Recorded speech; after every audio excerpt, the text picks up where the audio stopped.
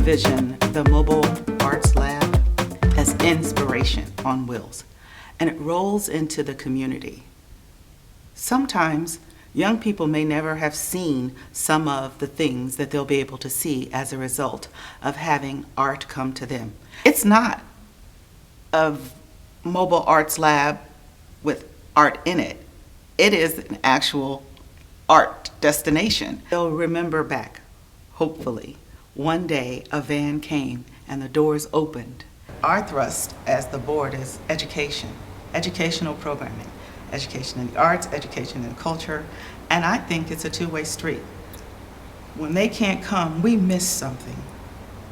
And when they can't come here, they miss what we provide. And so I think the Carver is uniquely situated as this jewel on the east side to be a beacon for kids. The Carver Community Cultural Center has a long, rich history dating back over 100 years here on San Antonio's east side, serving first as the library for the Black community. Today, the Carver honors this legacy by harnessing the power of the visual and performing arts to preserve and celebrate culture, not only the African American culture, but the diverse cultures of our local and global communities.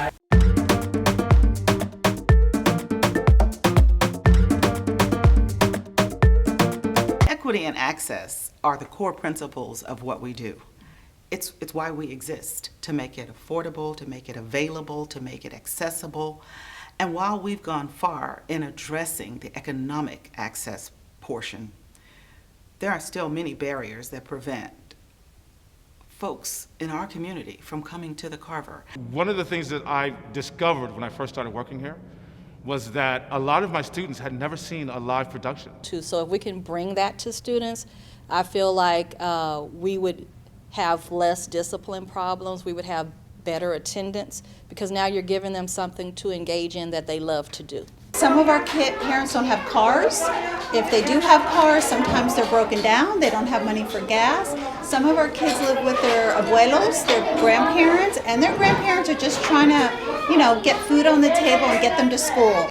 And so imagine that person being able to travel, having a program that they want to go to, but they can't leave the home because mom's at work and they've got to, keep an eye on all the younger siblings.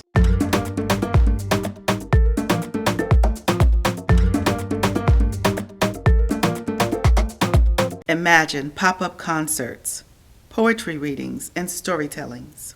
When you can bring the art to people's doorstep, that's such a powerful thing. We're in the situation where we don't know when the pandemic is going to end, but we can be safe in community. So if we had a way for students to experience the arts right down the street or right in front of their house, right in their community, I think not only will that have a big impact, but more students can come to appreciate the arts.